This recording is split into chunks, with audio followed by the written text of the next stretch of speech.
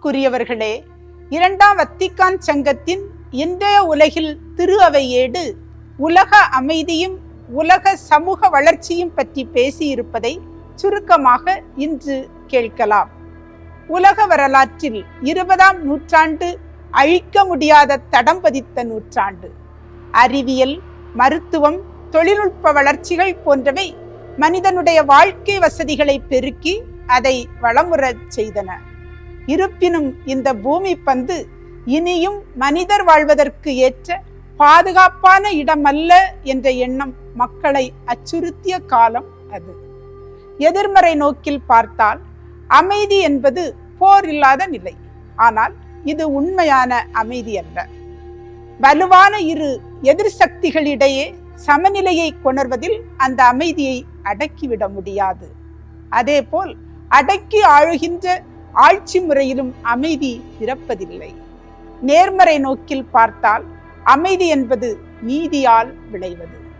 பிற மனிதர்களையும் மக்களினங்களையும் அவர்களுடைய மாண்பையும் உறுதியான உள்ளத்துடன் மதிப்பதாலும் சகோதர உறவை பேரார்வத்துடன் கடைபிடிப்பதாலும் அமைதியான சூழல் ஏற்படுகிறது என்னும் ஒரு நல்ல இறையியல் கருத்தை சங்கம் முன்வைக்கின்றது.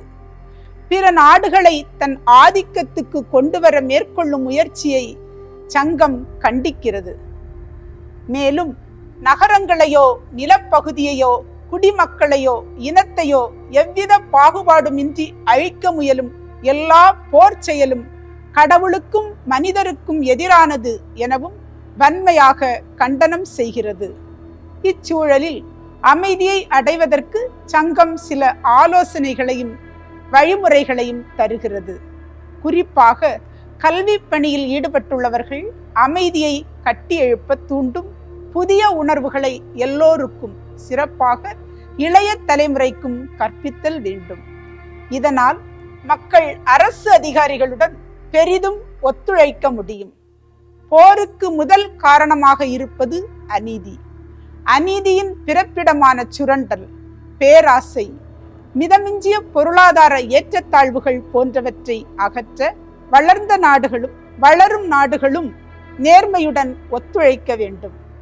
இதில் ஐக்கிய நாடுகள் சபையின் முக்கியத்துவமும் கடமையும் தனித்தன்மை வாய்ந்தவை.